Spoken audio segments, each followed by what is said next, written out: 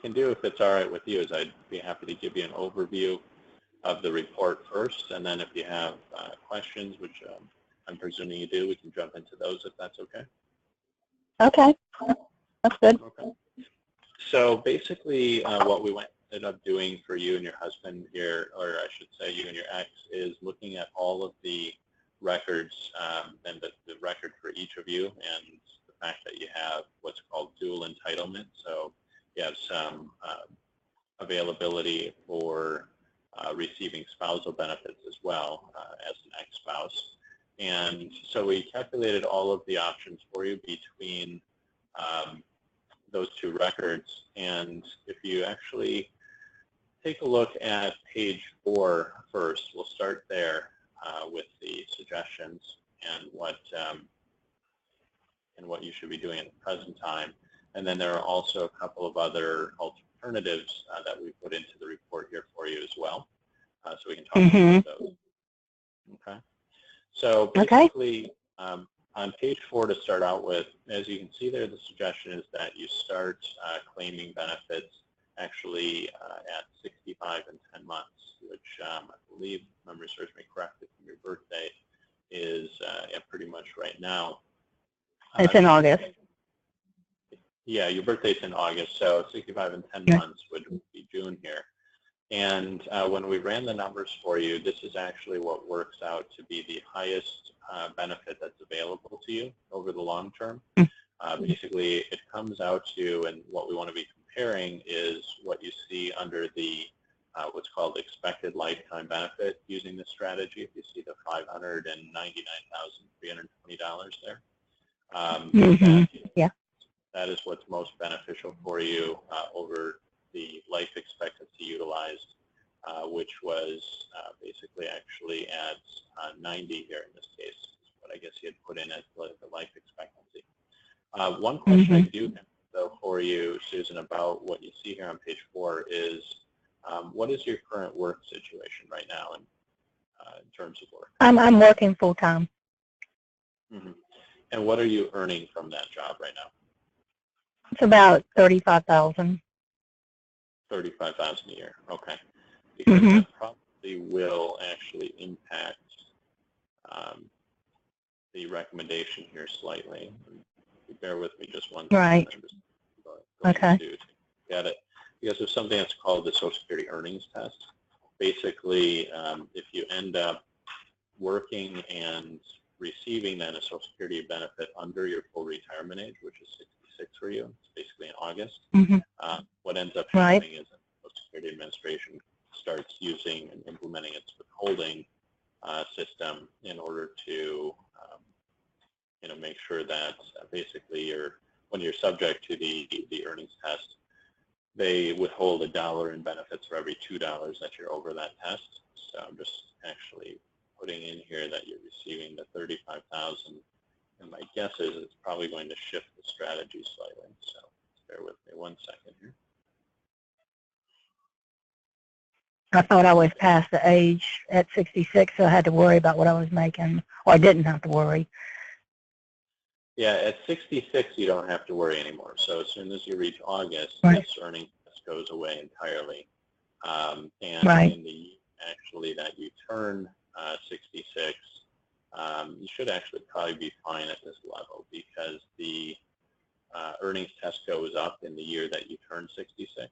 So my guess is you should be okay here, but let me double check. Yeah, you are still fine. You are still fine actually in staying under the necessary amount because the monthly amount in the year that you reach your full retirement age is $3,740 per month.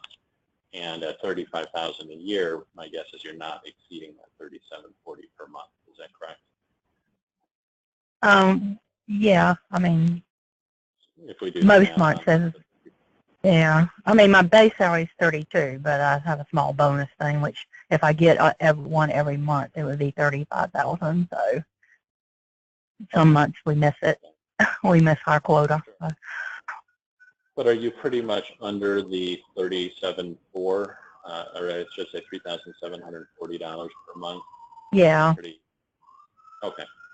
But as long as that's the case, you'll be fine with the earnings test So going back to page 4, when we ran the math, you going ahead and collecting straight away this month is actually what works out best for you over the long term.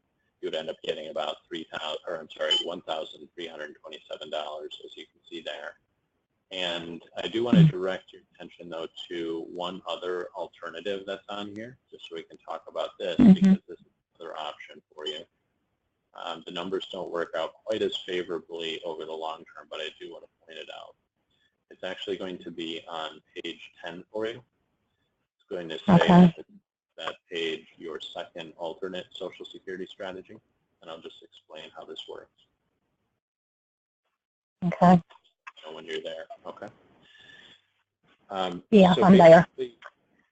Okay, so basically with this, you'd see the 2 bullet points that are there for you.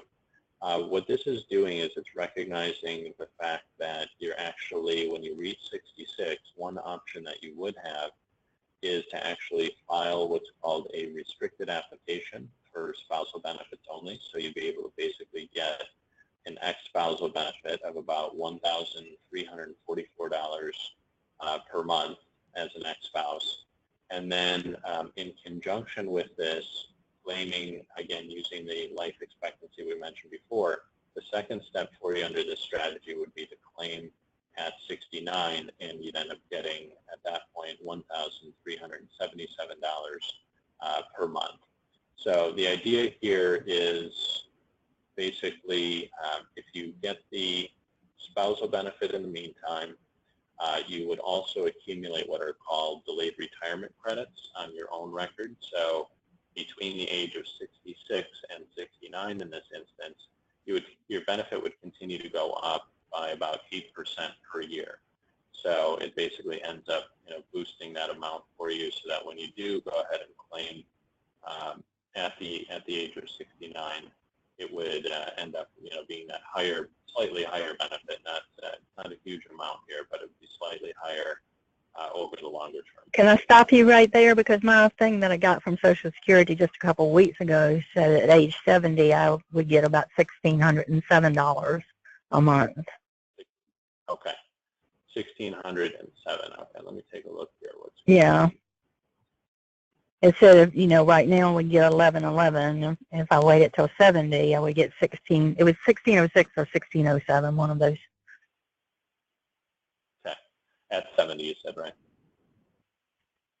Yes. All right, 1 second.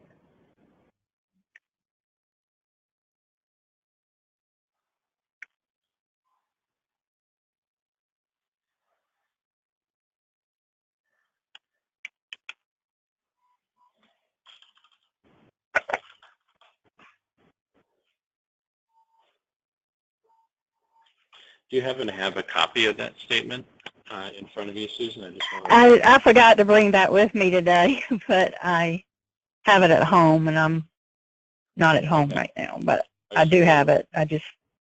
You're very confident, though, that it's either 1606 or 1607 at 70? Yeah. Yeah, okay. And I looked at my report online, too. I saw it there also. So the printed report I got in the mail and the one online were both the same. They're matching. Okay. As we have in here, which is why these figures then are off for you, what was listed is the $1,111 at your full retirement age, but if you're saying at 70 you would be getting a 1607, then that means that this figure that we have in here is off. So let me adjust this for you. Okay, so one second here, bear with me. What I'm basically doing is reversing out from the from the age 70 amount of 1607, let's say, and that should get you about 1,217 at full retirement age. So let me adjust the figures here.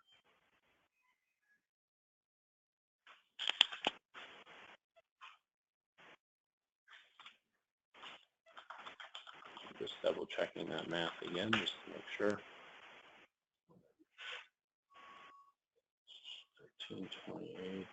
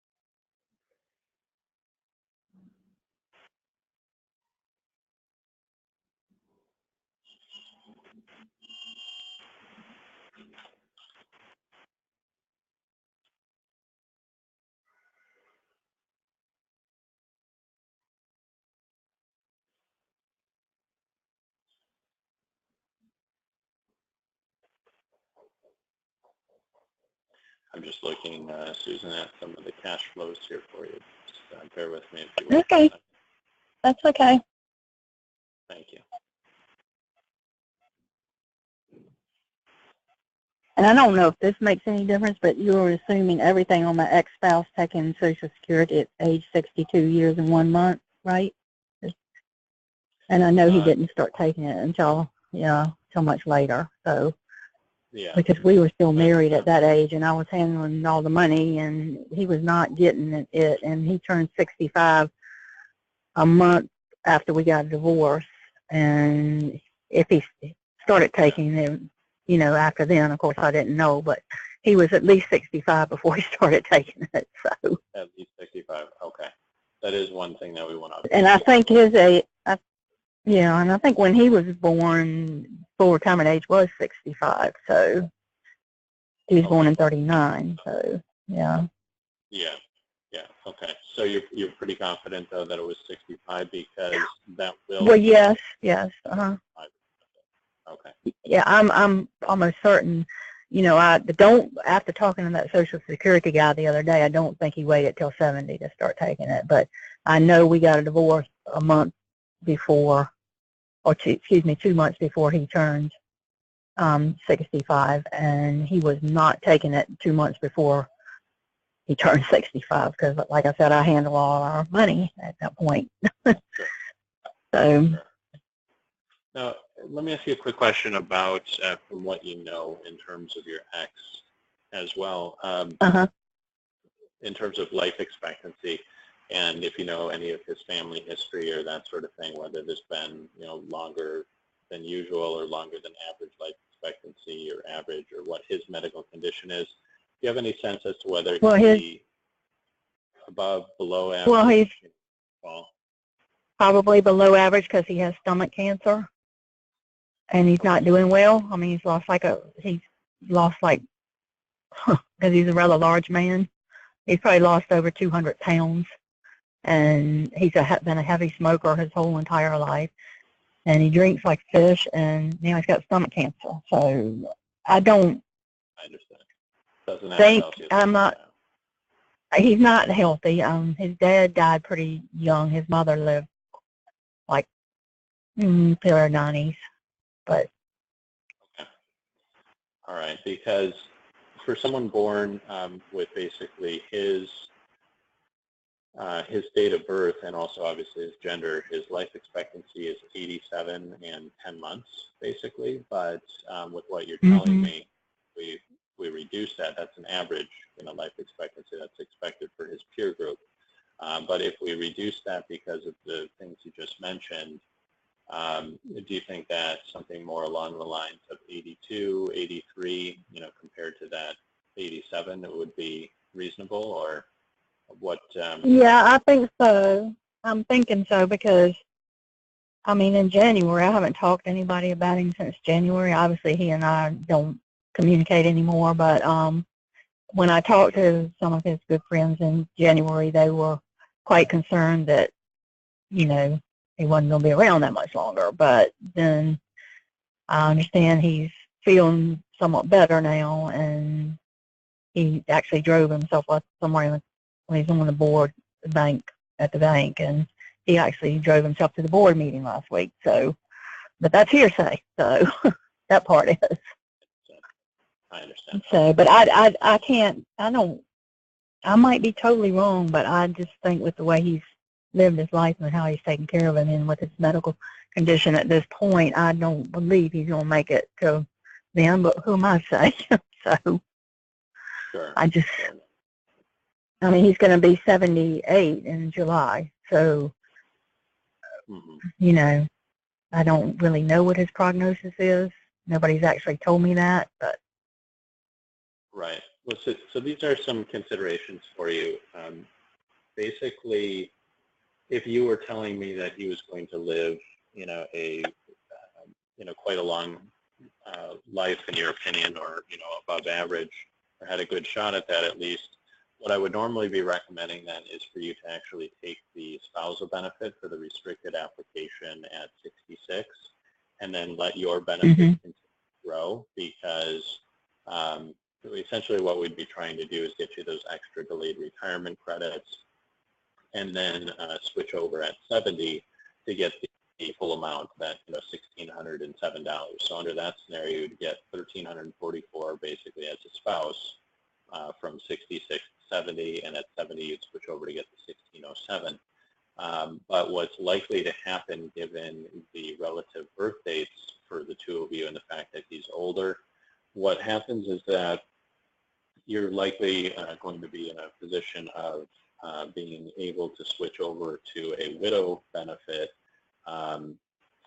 relatively soon, because what happens is if we use that 82 life expectancy that we mentioned, that occurs for you, when you'd be able to get the widow benefit, that actually starts to happen when you are, let's take a look here,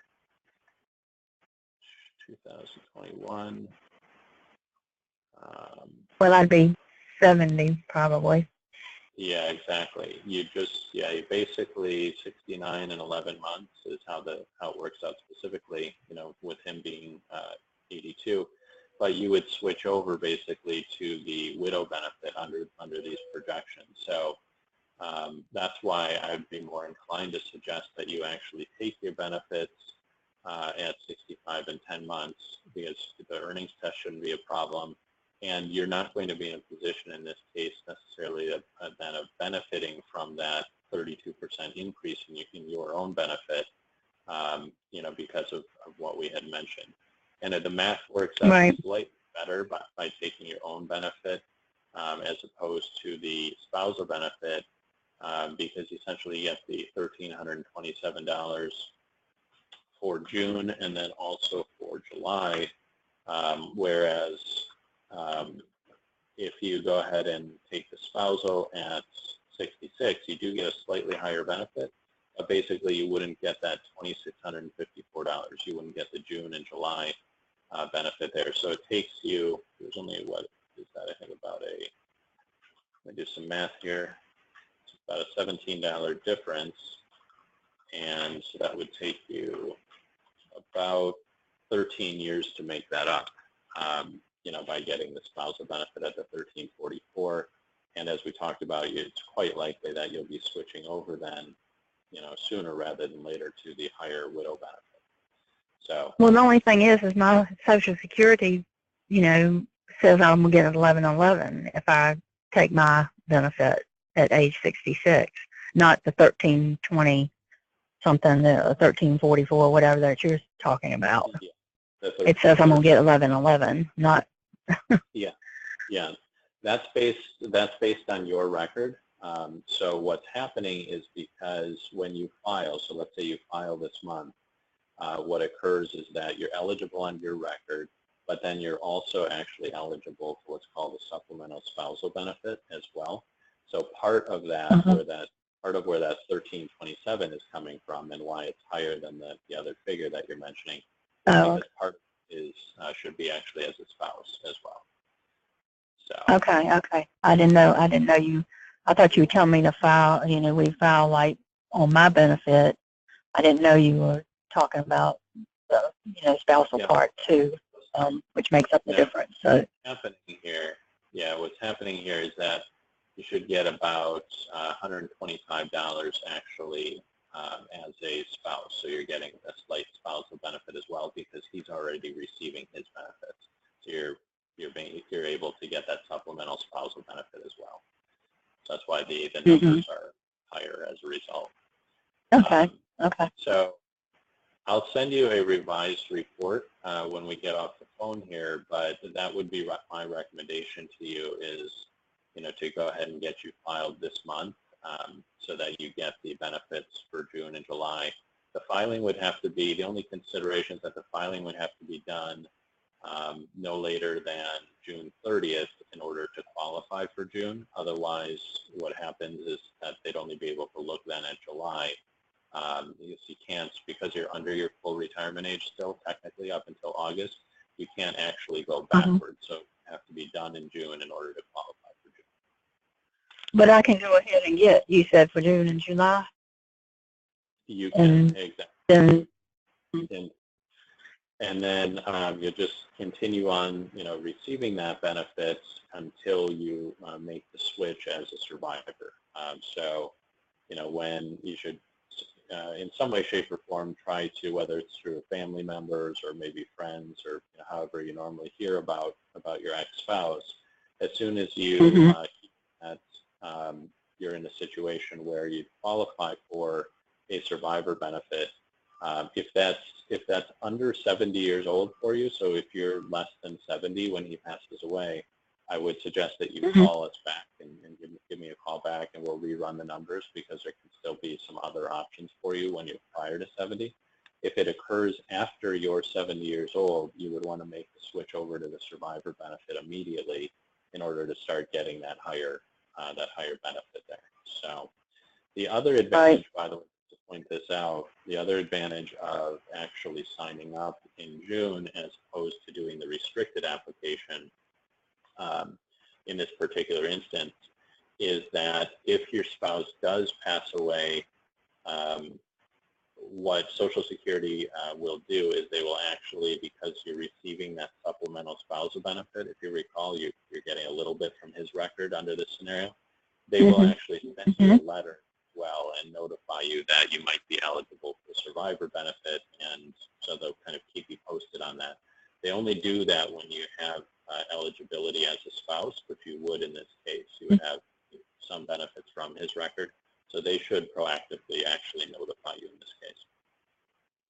Okay. Okay. So. Okay. So we're talking. You said what was it? 13 what a month? About doing it this way. Per month. Yeah, $13.28 it comes out to if you were to file. Okay. This. Correct. Right. And okay. if you want help, with that filing, we would be happy to handle that for you. Can't remember if we've just. Well, I think I signed up. Yeah, we signed up for that. I got the deal. You gave me the deal for $175 for both the filing and the. Perfect. Yeah. Exactly. So if you want to schedule that, I can put you on the calendar here. But like I said, if you want to go this route, all we need to do is just make sure we get it done this month. Okay. Yeah. I mean, that's what I want to do, I think. So. Head with that? Okay. So whatever we got to do to get. Yeah. Okay. So this is pretty straightforward for you, Susan, in terms of the filing. What we need to do is we need to pick a half-hour slot that will work for you. So if you want to take a look at your calendar for this upcoming week, let's go ahead and pick a time for you. Okay. Do we, what are we going, are you going to actually be asking me stuff that goes on the, to actually file? So I'll need, what information will you? Exactly. It's, how this will work is it'll be pretty straightforward. We'll need, as I mentioned, about 25 to 30 minutes for the filing.